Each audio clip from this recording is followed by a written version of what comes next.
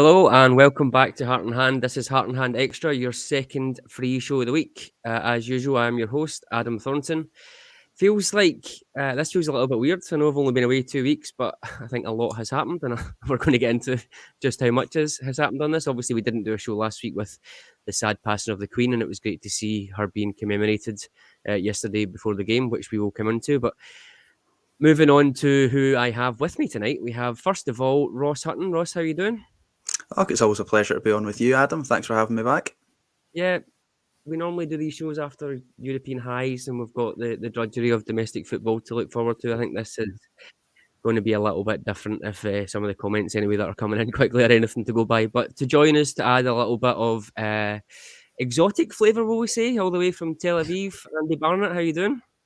How you doing, chaps? You're both. I don't know if it's because of the Queen's passing. You're both dressed in black, and Adam, you certainly look cold. But I do apologise if I've got a brighter look going on here in the background. Yeah, it's maybe my mood after, like I said, after the last 2 weeks of following Rangers home and abroad. It's maybe starting to get to me a little bit. But we will get on. So this show tonight, we'll be looking back at last night's 3-0 defeat against Napoli in a game that I think Rangers were unfortunate in, if you can be unfortunate in a 3-0 defeat. Ross, given the week before where Rangers were very much not unfortunate and didn't show up in both games against Celtic and away to Ajax, what were your expectations coming into the game against Napoli, who led the top of Serie A, coming over to Ibrox? Yeah, maybe the expectations and the hope are maybe two different things going into that game. Obviously, James and I were at the press conference at Ibrox, the Napoli press conference, that is, on Tuesday. And James and I spoke about it then as well. If anything that the Napoli players and management had said had changed their expectations or thoughts that were going to come on that game. And no, probably not. I think it's not just myself, but Adam, I think a lot of Rangers fans were incredibly realistic about the challenge that we faced last night. Napoli, like you say, top of Serie A, flying, one of the most informed teams in Europe, got great young players coming through. They are the real deal in the full package. And when you get to this kind of level and you get to that kind of opposition, then I do think you need to manage your expectations. Now, that doesn't come at the cost of competing, and it was my big gripe against Ajax. Celtic game was just something else entirely, exists within a sphere of its own. But we go away to Ajax, the Champions League, and listen, they're top operators. Everyone is at this level, but I don't think that means that we can't compete and try and be in a game and make it tough for them and do all the things that I think for the most part of the game up until the sending off that we'll cover we done last night. So in terms of the expectations, not a lot, but just the hope that we would try and compete with Napoli, keep them honest, take our chances if they come. We done some of that, not all of it, but I think it was a marked improvement on what we've seen before. I think that's pretty fair, Andy. I think we, given that week, which we're not going to dig into in too much detail, but given that week, I think I was going to say both of those results can happen. The Parkhead can never happen, I think, as far as anyone is concerned. But certainly it's not out with the realms of possibility that Rangers go away to a team like Ajax and get turned over, particularly in the Champions League. But given that sort of mood music, if you like, coming into this game, there had been obviously quite a bit of chat about mega criticism of Van Bronckhorst, mega criticism of Ross Wilson, but there were still some people saying it's very Rangers to come here and put on a show on the European front. What was your thoughts on how that was going to pan out? I think for me, and I know this is not the Rangers' way results, the result last night was going to be secondary to the performance. Normally we'd want to, domestically it's always the other way around. We can get away with not playing well as long as we win. For me, given what happened 2 weeks ago, we had to show, I think our players had to show that they were playing for the manager. And we had to see there was evidence of that on the park. And I think we did for the most part, that there was a level of organisation, cohesion, that they'd been actually working on something and listening to the directive from the management, and that they weren't just turning up with a lack of confidence, prepared to be turned over. We had to see something from them last night. And I think, to be fair, we got that. We can talk about the incidents that changed the game, but I think what's positive for me is that it required key incidents to change the game against us, rather than us causing major problems and being down and then chasing it. And for me, that is a marked improvement. I mean, there's no doubts it was an improvement from Ajax, but I did not expect us to get anything out of the game last night. What I wanted, the bare minimum, was a performance and a reaction from the weeks previous. The criticism for Gio, I think, was fair, given the two previous results, but they had a bit of time to reset. And I think what we saw last night, that we still have something there, that the players certainly should be good enough to take and take that form domestically. With regard to the Champions League, I don't think there's a chance now of us progressing from this group. I think that's clear. This is a different level from the Europa League. So to answer your question, Adam, about like that special home night, I think it was an incredible atmosphere from what it seemed like.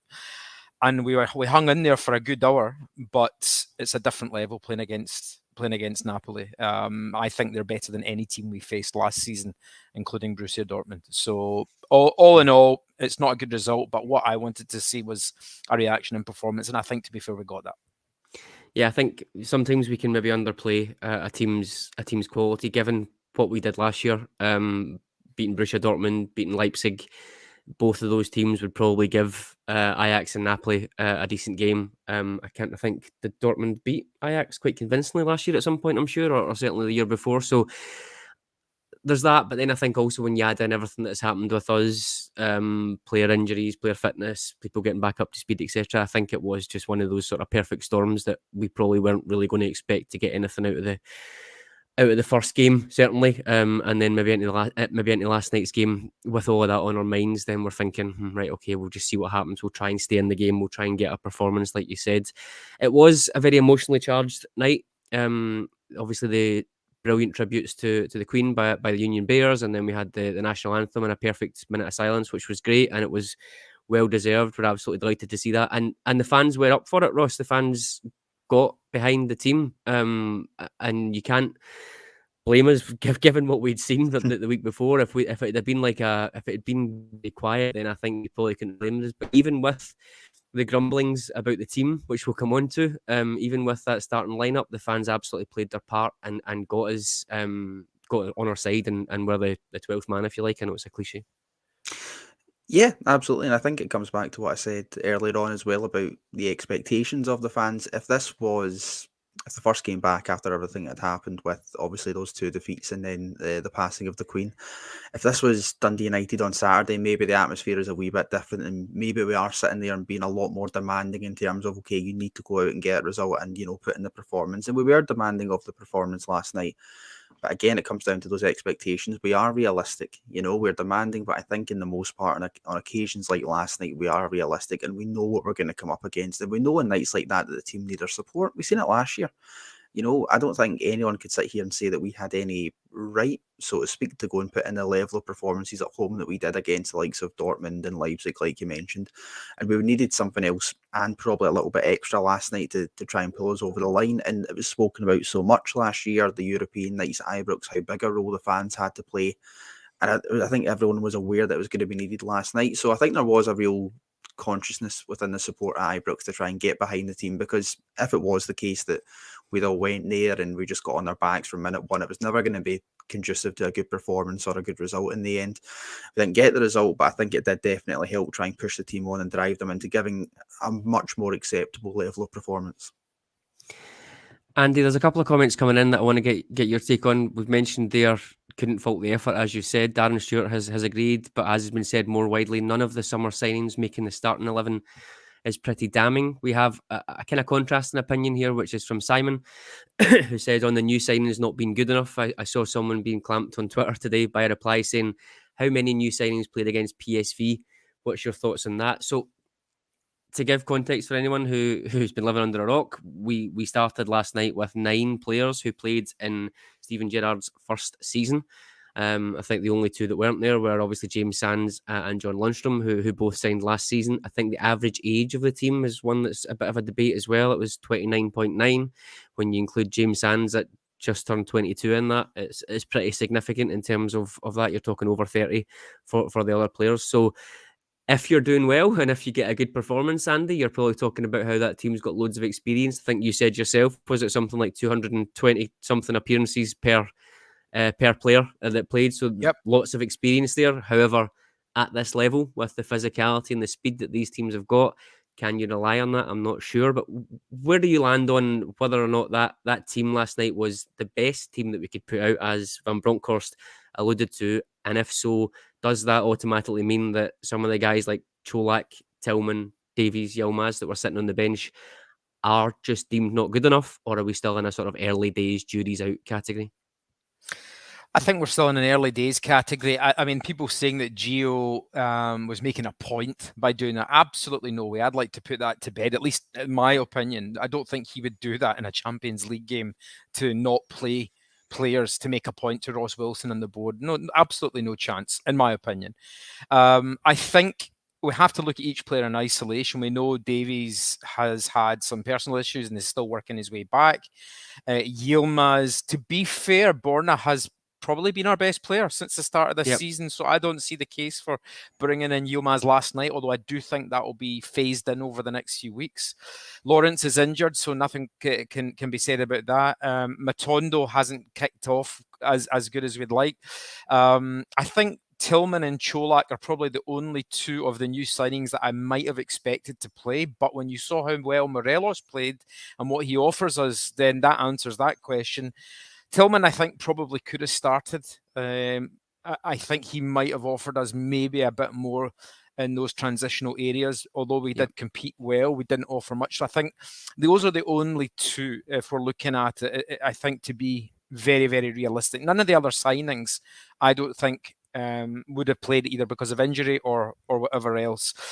There's a bigger problem, though, and that is that, as we've said, this group of players has not really changed over the last 5 years now. And yes, there's an argument for continuity and maintaining high standards, but when we've seen regression in quite a few of the players, and we've spoken about it on many shows here, I'll give you Glenn Kamara, Connor Goldson, Ryan Kent. Some of these players who've been with us for 5 years have regressed, and whilst we got a good showing from most of them last night, Kamara will come on to, I'm sure, I don't think that they can absolutely guarantee their place in the side. So I think there is a bigger problem there, that if we are bringing in players that are not better than what we have, then we're not going to move forwards and we will continue to regress. I think that's the bigger argument than simply looking at last night. Yeah, I would agree. I think there's two sides to it, isn't there? Like we said, those 3 or 4 years of continuity, they know everything about each other. But really, in the modern game, I think when you get to about 3 years, if you aren't evolving, then you end up falling behind. And I think we see that at Liverpool and Man City. They've been fantastic at it, bringing in key players every 18 months or so that are going to move them forwards. What I would ask is, I mean, I never thought I would have seen a midfield with Jack, Davis and Arfield starting a game like last night. No disrespect to any of them individually. They've all been terrific club servants, all of them. And you saw how much Davis can still offer us last night. There's a case for him to have played. I thought Arfield and Jack both did okay for the large parts of the game, but that is not a midfield that is going to take us forward. It just simply isn't, and we have not invested in the centre midfield positions at all. I think the last person we spent money on was Morris Edu in that position, which I think tells you everything you need to know. Absolutely. Before we dig into the game, Russ, I just want to get your take on one point that Andy mentioned. Now, this isn't a like for like thing, but there is a theory or a trope that gets put out on Twitter that it's an absolute disgrace that we've never replaced Alfredo Morelos, or we've never had an adequate backup or rotation option for Alfredo Morelos. And lo and behold, yesterday, all over Twitter was Morelos has to play. Colak has 7 goals and 3 goals in 6 Champions League games, but there is no debate in anyone's mind that Alfredo Morelos has to play that game, and he played very, very well. That's not a debate, but it is just funny how can we realistically be able to replace or be able to bring in a rotation option when just almost everyone to a man, regardless of what any other striker does, says, you need to play Morelos. It's a wee bit like the Harry Kane conundrum at Spurs, isn't it? Absolutely. No matter what you do, no matter who you bring in or who you recruit, it's always going to be Harry Kane, which is fine. And when we'll bring it back to Morelos when Morelos is on form and he's firing and he's fit and he's scoring and he's the Morelos that we all know that we love and he can be, then yeah, great, that's fine. It is always going to be Morelos. He's a very, very good striker to replace him. But I think the thing with Alfredo Morelos, and yeah, he played really, really well last night, probably wasn't at his sharpest. I don't think that's his fault. He's not had the game time. He's not had the pre-season that other players have. But when you do have a Morelos that's maybe not at his fit and at his sharpest, then you have another option like Colak, who plays a different kind of way to Morelos does, yes. But if you have an option there, then yeah, you absolutely need to use him. So I don't necessarily buy into we haven't replaced Morelos or we don't have an option who can stand in for Morelos, because we do. It's Colak. He just plays a different style of game. And I think someone called him yesterday in one of my kind of pals group chats I was in, saying he was deadwood in the past 2 games, that he wasn't really involved. I don't know how much of that is really his fault. To be fair, as I say, he's a different kind of striker. You need to give him a different kind of service. He's not going to be the same kind of player that Morelos is. And I'd say that's more down to a team fault that highlights and accentuates that issue rather than a recruitment issue per se. But yeah, like I say, if we're always going to be in the mindset of it needs to be Morelos, and it's going to be very hard for any of us if and when the time comes that Morelos does have to move on, to mentally try and move past that, if we can't move past it while he's here. Just a final point on the Morelos debate there. Not that there was a debate, I don't think, in anyone's head last night that he should have played, but just in terms of how we managed to deal with both of them together, even if they are all firing. Finn Fogel, I hope I'm saying that right, on YouTube. Morelos did well, but his finishing was still poor last night. He had some good openings, one-on-one. Colak might have scored. I think I jokingly said that in our group chat that Colak would have probably scored the first goal. He probably would have scored it because he's about 4 inches taller, so he probably would have got it just by sheer physicality. But you can't be too harsh on Morelos when he's literally his first start in 6 months or something like that. So not at all. Can't. But I think that's maybe the point, that he's not the sharp and fit Morelos that we know and love, and he can't have been because he hasn't had the pre-season, he hasn't had the game time, like you say, it's his first start in Yonks, know what I mean? So we can't be too harsh on him in that respect. But that chance in the opening minutes, a damn good chance. It's a really, really good chance. And at that level, you do need to take them. And it's not a dig at Morelos, because God, he has pulled us out of a hole, not least in Europe over the years. So it's far, far from a dig. But that maybe is the point where you would want a striker who is fit and firing and confident in the way that Colak is. He's not exactly in a dry spell for goals. And you give the player like Colak a service, and he will bury that when he's in that kind of form. So that's maybe the difference there. On the other hand, I thought, like we said, Morelos was very, very good at managing to kind of win wee niggly fouls and get us up the park last night, and using his body in the way that we have seen before. So, as I say, it swings and roundabouts. But in that penalty box moment inside the first minute or so, I think you're right. You probably want Colak on the end of that at that minute in time. We're going to come on to talk about some of the key moments I think we mentioned that probably changed the game ultimately. But just before we do, if I can jump on my soapbox for just a little bit, the whole Ross Wilson debate again is a wash over Twitter. Ross Wilson doesn't pick the players that we sign. It's a fundamental misunderstanding of his role. He doesn't do that.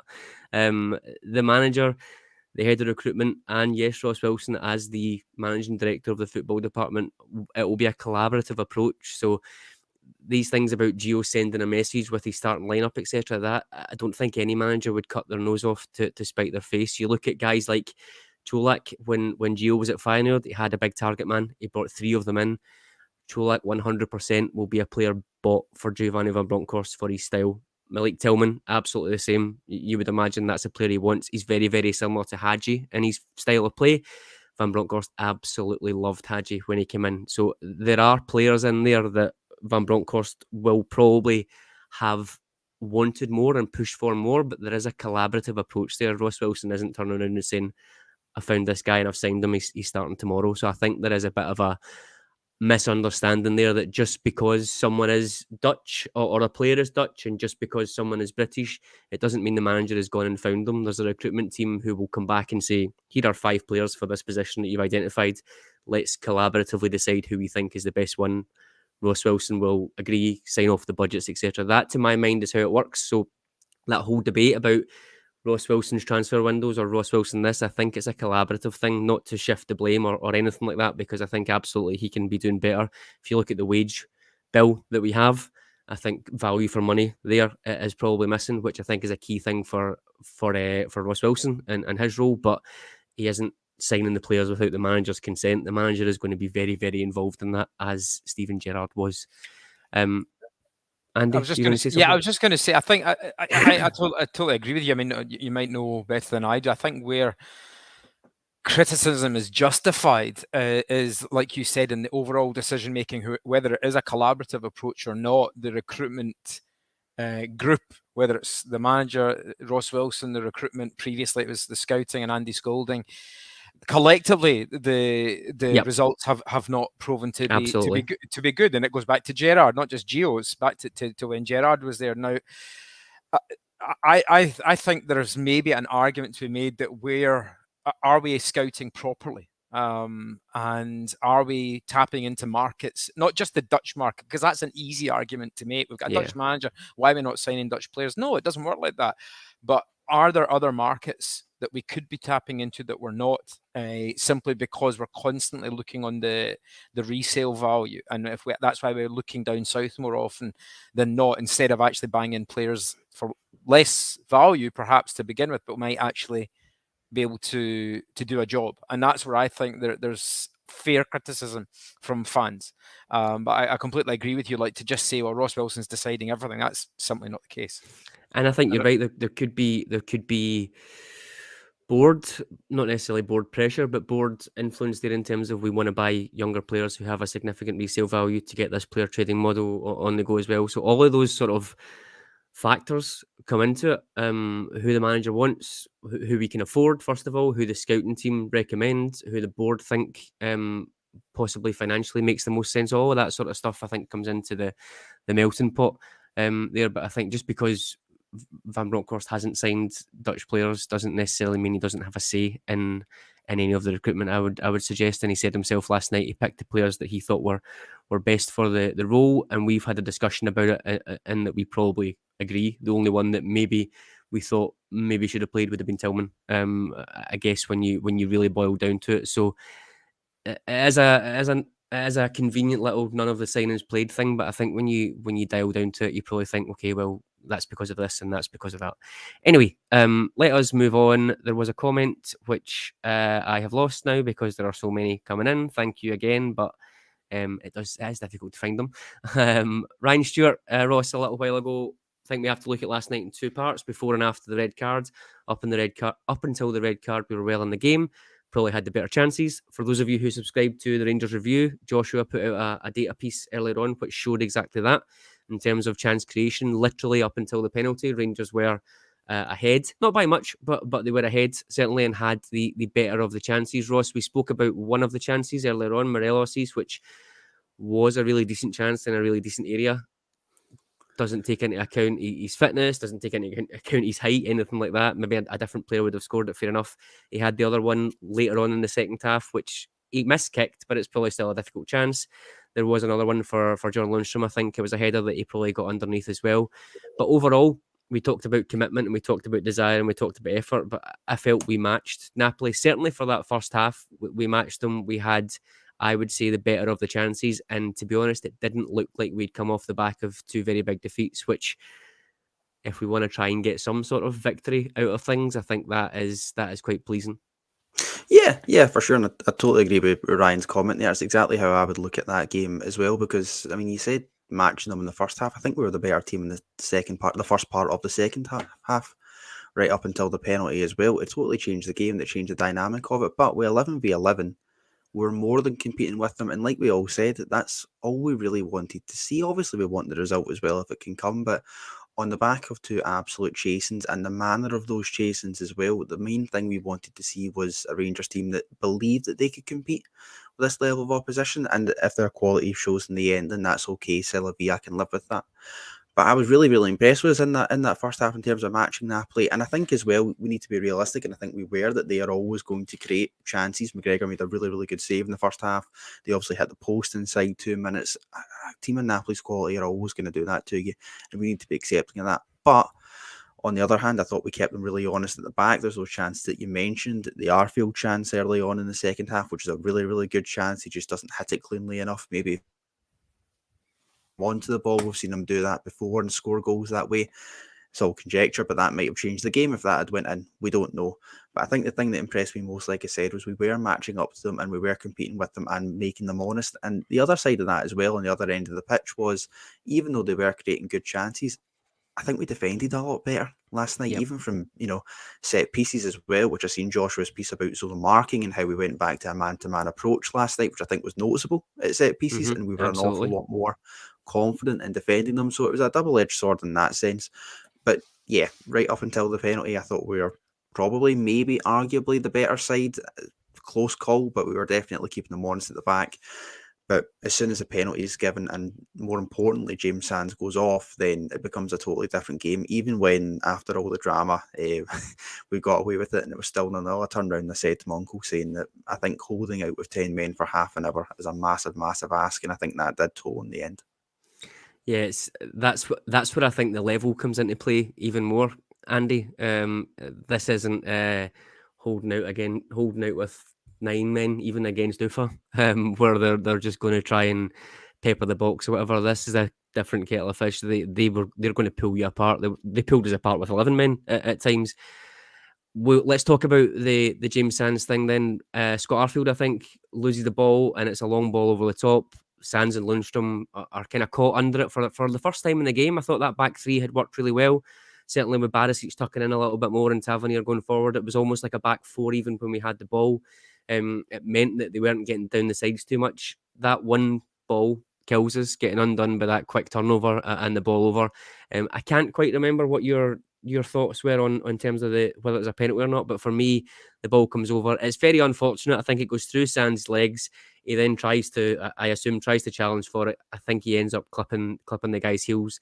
In real time, I thought that's a little bit clumsy. It's probably going to be a penalty. You factor in the referee, who was incredibly pernickety anyway, as we know, and then VAR as well. I thought, yeah, that's going to be a penalty. Obviously, with our luck just now, it's a second yellow, which I think is absolutely right as well, and a red card. What was your take on, I guess, the penalty incident itself, and then obviously the drama around McGregor saving both of them? Yeah, I mean, first of all, I thought we were terrific for the first hour. I really, really do mean that. I thought that to a man, every single player was doing their job, and the likes of, I think you mentioned, Adam, during the game that they were worried about Barisic whipping in balls in, and they were desperately rushing to stop him doing that because we saw the quality. We hadn't seen that for months. So I think the first hour we were great. When it came to the penalty, at the time I thought it was harsh. Having seen the replay, I think it just was a penalty. It's pretty nailed on. If it was the other way around, we'd want to be getting a penalty for that. However, I do think the second booking was harsh because it was completely accidental. He wasn't the last man. He wasn't the last man because Lundstrom was there, and it was actually a mistake by the Napoli forward, that he miscontrolled it and took the ball the other way, and it went through Sands' legs as he just clipped him. It was a very, very accidental clip. So I feel that a penalty probably justified, second yellow not, and that changed the game because McGregor saves the penalty. If we've still got 11 men, we have a chance of getting something out of the game. I'm not saying we would have, but I think it was a penalty to answer that question, but the booking for me was harsh. With regards to the penalty itself, I mean, to save it twice is just incredible. McGregor, I think he saved something like 11 or 12 penalties now in his time during both times at the club. He's just an incredible shot stopper. I don't know what was going on at first. I'm still not sure about the rule for encroachment. But it turns out, and correct me if I'm wrong here, but because both Tavernier and their forward were in the box as the penalty was being hit, that's why it was retaken, as opposed to being an indirect free kick to us if it'd only been their forward. Have I got that right with the rules? Well, I think yes, but I think there's also a bit of debate about McGregor being off his line as well. But I think the rule is basically, if a defending and attacking player do something that is not allowed, then it's a retake regardless. I think if it's only an attacking player, I believe it's a free kick for the defending team. But I think because whether it was Tav, whether it was McGregor, I don't know. But yeah. So in that case, again, it was just drama at the end of the day. But the referee probably got all those decisions right by the letter of the law, as I say, except for the booking, and that's just how I saw it. And we rallied for a few minutes until until the next penalty. But that next few minutes, I mean, listening to it in the TV, the atmosphere was really, really fueled up at that point. And I thought, you know what, I think maybe the players at that point just got caught up in the occasion, and that led to conceding the goal. Yeah, I think so. Ross, obviously, let's chat about McGregor. Just now, we've had another entrenched debate here around McGregor versus McLaughlin since obviously McLaughlin's absolute horror show at Parkhead.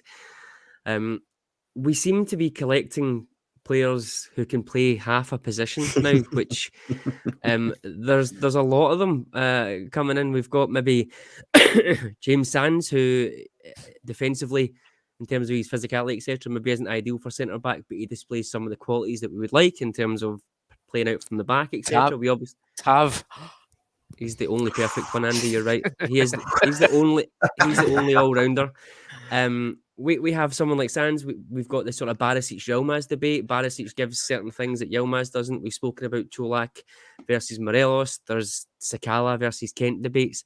There's another one brewing here now with McGregor, where most people are just absolutely convinced that McGregor should still be playing, or more importantly, I guess, is a better option than John McLaughlin. I think quite a few people would have been pretty comfortable if McGregor had retired in the summer. His time was done, etc. However, at the point in time that we've got, most people aren't quite convinced with McLaughlin. I'm not quite sure why, to be honest. That Parkhead horror show, if it is just that, then fair enough, because that was bad enough to be dropped and probably never play again. But up until that point, he'd made some pretty decent saves. McGregor made a save last night that I think he saved in the first half from Napoli that McLaughlin's done a couple of times. There's one away to PSV. There's one, maybe two at home to USG. He's made those sort of saves before. He obviously is, I was going to say he's better with the ball at his feet. Again, Parkhead aside, but he certainly is better with the ball at his feet in terms of build-up. He helps the way that Gio wants to play. We've spoken before about how he is coming for crosses, etc. The strengths that McGregor has, and they are huge strengths, is obviously shot stopping. I think most people think he is probably more commanding in terms of his area and the defence, but short stopping and obviously the penalty saves and obviously being Alan McGregor. So we've got this light and shade debate where they're almost like two polar opposite keepers. One has made massive howlers this season. One made a couple of howlers last season. I think people were being very critical of. So it's an interesting debate, and it's kind of opened up again. I think people were pretty quiet about it up until Parkhead, but the debate is now opened up again about who is going to play. And to be honest, it's probably more to do with how poor McLaughlin was in that Parkhead game rather than anything else. But I guess what's your take on that moving forward? And obviously a bit of praise again for McGregor for those two penalty stops. Oh, Christ, you give me the fun ones, don't you, Adam? I think there's a couple of things at play here. One of them is maybe recency bias, in terms of the fact that McLaughlin at Parkhead, maybe in the last two games, if you wanted to stretch it out to Ajax as well, there were goals that we conceded that, he absolutely should have done better with. I think it's unexcusable, the level of performance that he put in at Parkhead. He was at fault for, you could maybe argue, 3 of the goals directly that we conceded. Certainly Turnbull's one right at the end, although the game was done. It was a shocking performance. I think people would have had him drop then. We go away to Ajax. I don't think he was half as bad there. I wouldn't maybe directly blame him for any of the goals that we conceded. I think that was just a quality side. But, people were critical because, again, it's a Rangers goalkeeper shipping 4 goals. Well, McGregor, I'm very much of the view that if he wasn't the answer 2 weeks ago, he isn't the answer now. And I think that needs to be really mindful when we're actually having this discussion. I think a couple of weeks ago, people were very much of the notion, in the main, at least, that because John McLaughlin offers us a lot more in terms of the ball at his feet, his ability to play out of the back, his range of passing, he is more commanding in the area than Alan McGregor is. And the shot stopping, at least domestically, against near enough everyone but Celtic, it shouldn't be too much of an issue, because we shouldn't need them to have that, pull out big save after big save, time after time. And we do need to be mindful of the latter half of last season and the Alan McGregor that was putting in those performances then. If you think of the mistakes away to, Ross County, home at Motherwell, you could go on. I don't want to do that here, but there was a reason why we did change the gloves this season. Even if you think to the later half of last season against Celtic at Hampden, it was John McLaughlin that played then as well, because of those extra things that he could give us in terms of bringing the ball out from the middle of the air, from a corner, playing the ball out from the back, etc., etc. I still think domestically, at the very least, it should be John McLaughlin in goals for that reason. I think in terms of our build-up play, in terms of quickly moving the ball on, directly passing to players from maybe a larger distance, he offers that in a way that Al McGregor just doesn't. And I don't think that's really that much of an argument. In Europe, possibly, if you want to try and do something a wee bit different, where maybe you are going to need that shot stopper behind you, then yeah, Al McGregor on a night like last night. I mean, listen, we're watching those penalties last night. There's nobody else we would have rather had between the sticks than Al McGregor. You mentioned it there, Andy, about that incredible record of penalty saves and the big saves as well that Al McGregor has pulled out in Europe, aside from just penalties. It's huge, right? It is massive. But we can't keep doing this every time one keeper makes a mistake where we go, oh, it should be McGregor, and then McGregor goes in, and then he doesn't come from a corner that he should have, and someone scores from a 6-yard box. Go, oh, McLaughlin would have done that. And that was always going to be my worry, and it's been my worry since Al McGregor signed a new contract. So unless we sign a goalkeeper in January, which I think is highly unlikely, I don't know where we go from here for the rest of the season. We can't keep chopping and changing goalkeepers, because that doesn't put any confidence in your back four or back three or however the hell we're going to set up in the next few weeks. I've seen a couple of comments coming in about that, but it doesn't put any confidence in your team because you don't have that level of stability. We've seen it at the start of last season when we were jumping between McLaughlin and McGregor. It didn't end well, did it? You know, I mean, we were conceding goals left, right and centre then as well. So I don't think that's the answer. So yeah, domestically, I'll be sticking with John McLaughlin, because as I say, with the ball at his feet and the commanding presence, I think we need that more than what Al McGregor offers us in terms of the shot stopping. But maybe if you wanted to bring him in for European games, or indeed games against Celtic where you might need that skill set a wee bit more, then yeah. But we can't keep having this conversation, Adam. So basically, we need to have someone like Morelos, who is an undisputed first pick, and then we'll probably debate why we don't have suitable backup for him, or we have two players who we can see positive and negatives, and then every game we'll just say, oh, this one would have done it and that one would have done it. Really, that's just sums up being a Rangers fan, I think, in an absolute nutshell. We're just we're never happy. Andy, you mentioned, back to the game, you sort of mentioned it maybe got a little bit ragged. I think, yes, that ball 100% comes off Barisic's hand. It's up here. I don't know if there's a deflection off his thigh or whatever, but I certainly didn't notice that at the time. McGregor, to be fair, almost saves that one as well. He goes the right way, just doesn't quite get there, similar to one of the penalties in Sevilla, if we want to take our mind back to that, which I don't, thankfully. But we don't. Thank you. Cheers. But this is where I guess we start to talk about the level then, because they go a goal up. I didn't really know what we should do here. We're thinking, with all of the scar tissue that we've got, we're 1-0 down, we're 10 men down. We've got players who haven't played a lot of minutes. Jack had went off. Scott Arfield, Alfredo Morelos, unlikely to last full games given the amount of game time they've had, or the age that they are, certainly in Arfield's case. So it's almost like a sort of sticker twist moment. And I, to be honest, I'm not really sure what we did. Obviously, we had 15 minutes there where not a huge amount really happened. Colak and Matondo came on, didn't really see much of the ball. Matondo, I think he sort of closed down a little bit and he had a couple of decent moments, but Colak really wasn't that involved. However, again, to Ross's piece earlier on, probably really wasn't a situation where we were going to get people up to run and get up to support them, etc. So we kind of can't really blame on that. But what I want to talk about, though, is the last two substitutions, which might seem strange, but I found it quite strange at the time. Not strange that Tavernier came off, because I think he didn't look fit most of the night, I would suggest, and I was actually surprised that he lasted until the 82nd minute. And not really too concerned about Davis coming off again for reasons that we've said. Age, doesn't play every week, blah, blah, blah. Tillman coming on, I can understand that, but I was surprised to see Kamara in this instance, Andy. Not because of Kamara specifically, but just because it didn't really make sense. It meant that we, for the last 10, 15 minutes of a game that we were losing 1-0, we went with a back three of Borna Barisic, Connor Goldson and Leon King, which I didn't think I would ever see, never mind 6 months ago. Now, Kamara for me is at fault for both goals. I think he's tracking his runner for the second goal by Raspadori, and he's maybe not strong enough to shrug him off, but he's obviously 100% at fault for the third goal. But is that a misstep for you from Gio? It sort of goes back to the point where we've got a right back on the bench and Devine. We've got a centre back on the bench in Davies.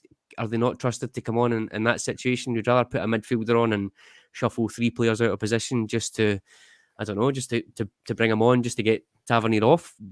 What do you think about that one? It's probably quite harsh to blame in that instance, but to me that just felt a little bit strange, and the way it plays out is we lose 2 goals and Kamara is involved. Whether they are both his fault or not is up for debate, but he's certainly involved and he didn't really cover himself in glory.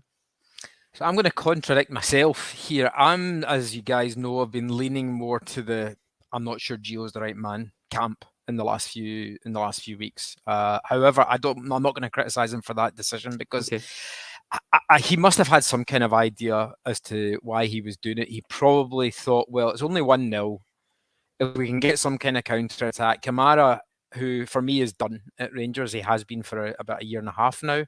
But maybe Gio felt that in transition he'd be the sort of guy that could turn the ball, because that's what he's good at, getting the ball and playing a pass that could release some Tondo or a Kent, who we still had on the park, to try to get an equaliser. That's what I'm assuming Gio's mindset was, that we're 1-0 down. 3-0, 1-0 is not really a huge difference. It's a defeat, or even 2-0. He might not thought. We might as well have to try and go for it.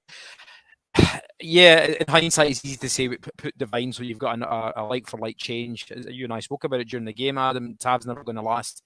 Get Divine on or King, and then at least you've got like a back four that can still play with Lindstrom just in front.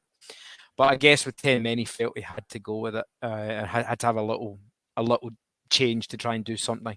It didn't work out. It's as simple as that. It did look, in hindsight, and again, I don't want to be too harsh, this is my contradiction coming in, it did look at the time a little bit strange, and it badly cost us. But for me, I'm sorry, I'm not going to blame Kamara for the first goal, because I thought it was just quality from Napoli. You saw a Serie A team in full flight there. It was beautiful to watch. Beautiful to watch that kind of pass, move, finish.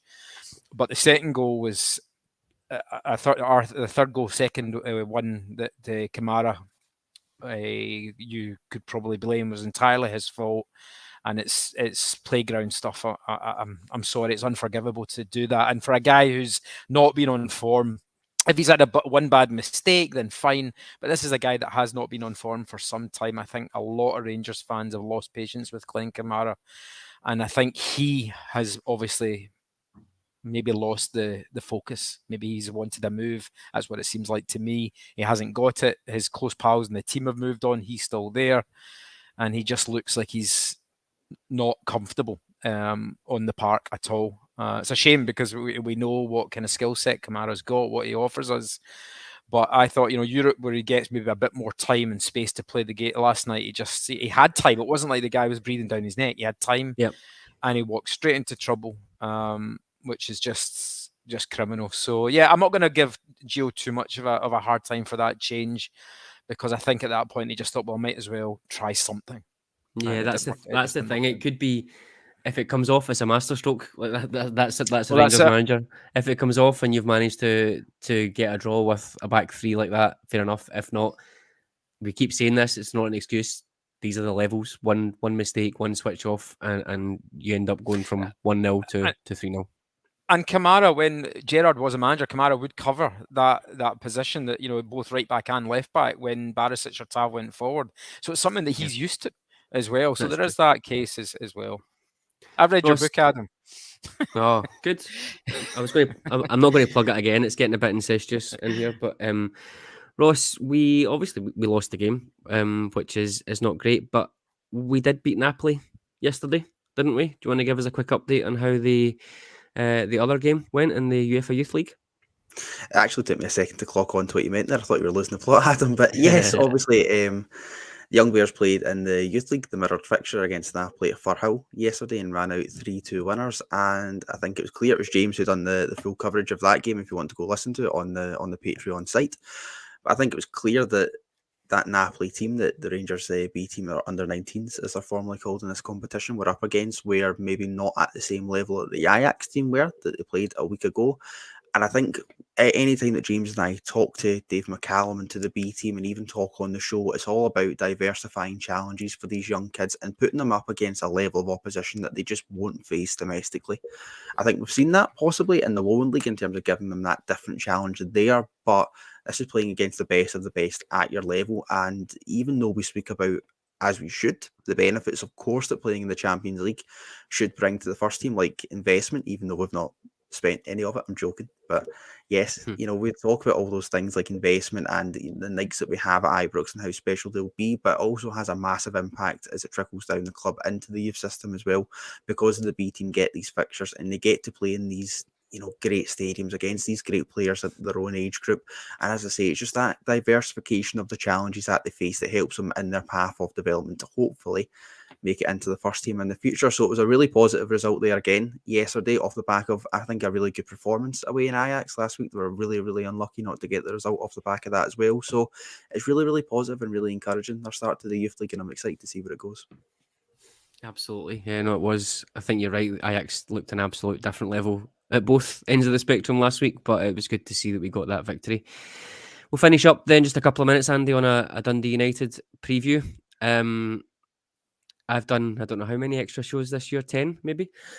And on at least 7 of them, I've said surely this weekend will be the time that we see Ben Davies and Ridvan Yilmaz come into the team. And I think I have been disappointed on 6 of them. I don't know if I can't even remember if Davies played against Kilmarnock, but I know that Ridvan did. What do you think? Dundee United are awful. I think everyone knows that. We've seen results that would absolutely back that up. In theory, that's a team that you really want to be playing when you're a wounded Rangers. However, we know Dundee United always like to raise their game against Rangers. Blah blah blah. The manager, I would imagine, will be quite stung by the performances of the players, I think, in those 2 games against Ajax and Celtic, but probably quite stung by the level of criticism, I think, as well, as a manager, most of which I think is absolutely valid. After the first Celtic defeat in February, he made a pretty significant change to his playing style, and he went with Jack and Lundstram as that sort of deeper defensive 2. He sort of ditched the right winger, if you like, and went more for a sort of Scott Arfield's inverted winger up there, which was probably pretty dramatic for how he wanted to play. Do you think it's likely that we're going to see something like that again, or do you think we're going to have the same players coming out domestically and kind of performing in that same way that we've both said on this show that we don't think is going to be enough for us to try and go and win this league? What do you think? Are we going to see a complete revolution on Saturday? We're going to come out all guns blazing, or is it going to be maybe more of the same and trusting Van Bronckhorst's process?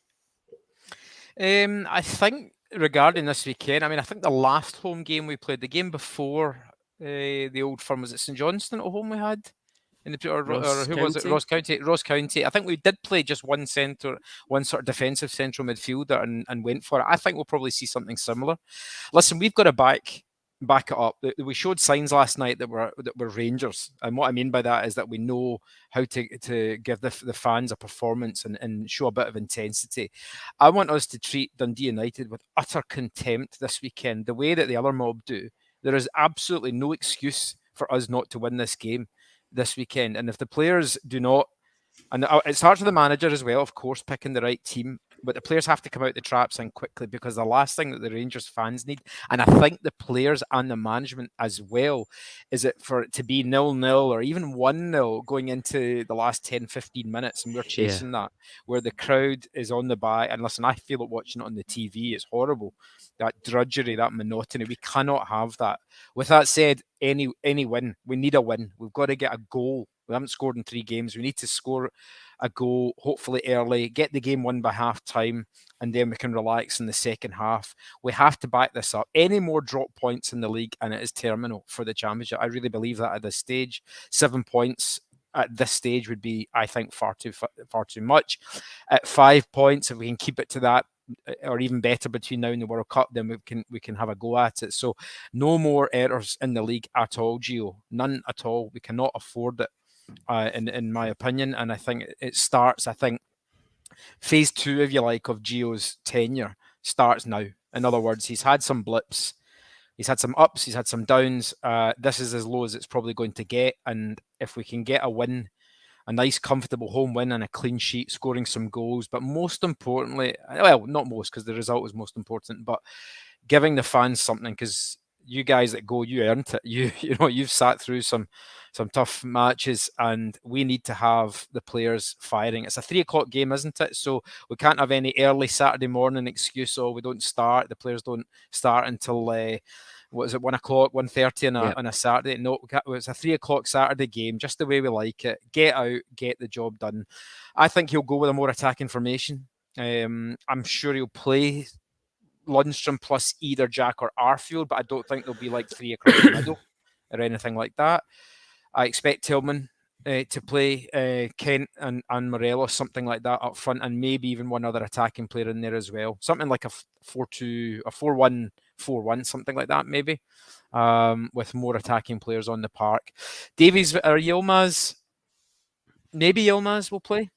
I can't see Davies starting, I have to be honest, unless he's planning for Sans suspension in Europe. But there's an argument that he'll probably stick with a consistent back four. So that's that. I'm not sure he'll change anything defensively, but further up the field, yeah, I think he will. I guess that's going to be interesting, Ross, isn't it? That obviously people will have the debate anyway about he might not want to play X player or Y player because all of that debate that we covered earlier on. I'd maybe go as far as to say if we don't see Ben Davies tomorrow, I'm not sure when we're ever going to, because he's been, I think the manager said he was injured. He's obviously not featured for a while, but he has been on the bench for the last couple of games. But it's one game before a big international break, and I think getting a player in and getting them settled, as Andy mentioned, Champions League coming up, Sands is going to be missing for the trip to Anfield.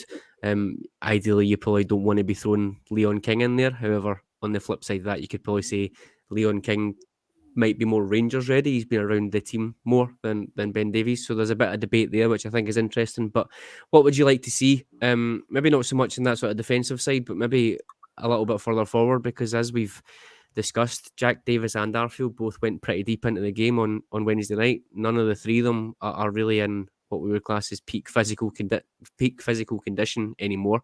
We don't have Lawrence. There was maybe a case for Kamara coming into the team on Saturday. I'm not sure there's much appetite for that right now in terms of the fans either. So you've also got the Colak and Morelos debate. We've got the Kent debate as well, who hasn't been firing, although I thought he was much improved last night, certainly in the first 45 minutes or an hour.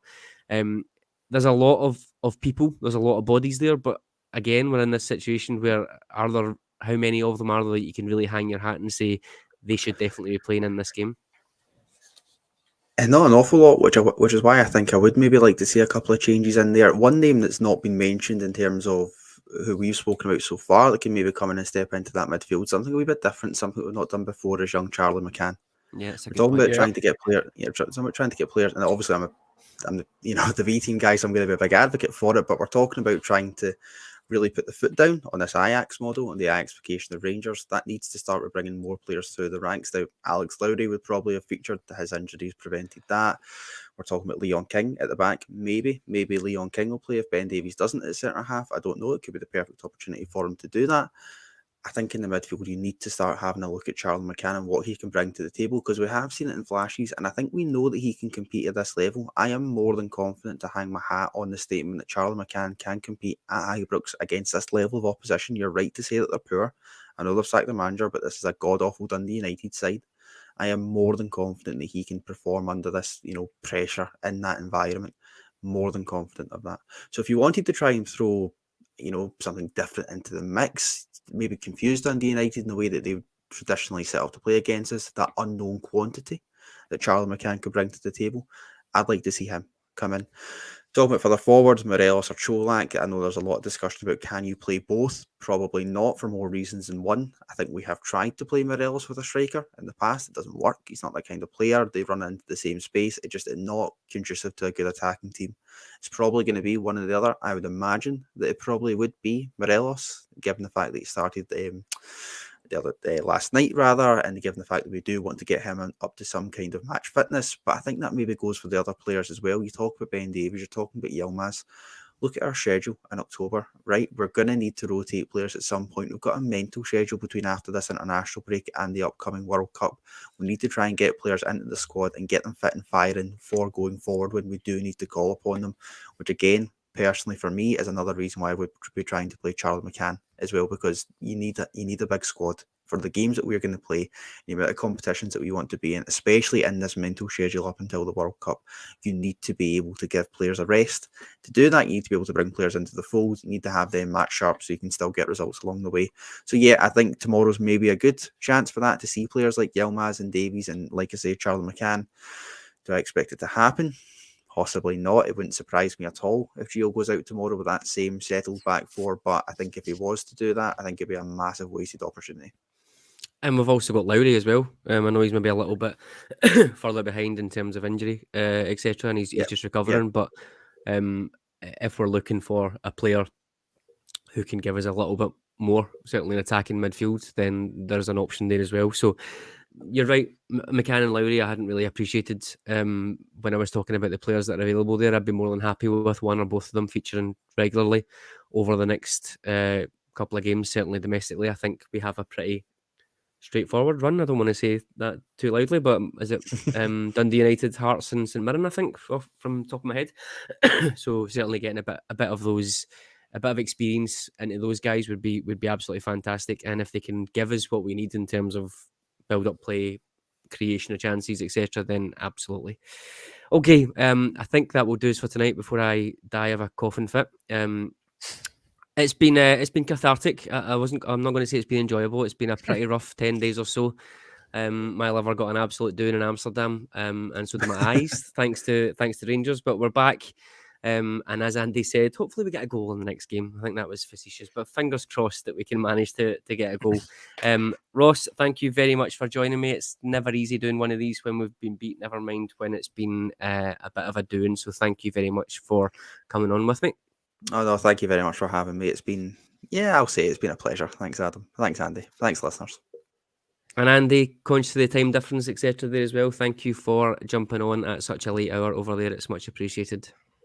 What are you talking about? I'm about to go out now. I'm hitting the pub. No, I'm just joking. I'm a family man now. No, listen, it'd be great to come on. And as you said, cathartic where needed. Hopefully that our fortunes will change this weekend. Fingers crossed. But regardless of that, if you want to hear more from us, we have match day coverage, which is up to 5 shows a week. 5 shows a day, I should say, from just $1.99 a month on Patreon. We have preview shows, we've got tactical analysis shows, we've got B team shows, women's team shows, you name it. We've got it there. If you want to come along and listen, you can sign up at heartandhand.co.uk/Patreon. If you just like the free shows, then David will be back on Monday with a recap of Dundee United to lead us into, I was going to say a dreaded international break, but maybe it's a bit of respite just now. We'll have to wait and see how things go. But regardless, thank you for watching, listening, commenting on the show. It's very much appreciated, and we'll speak to you soon.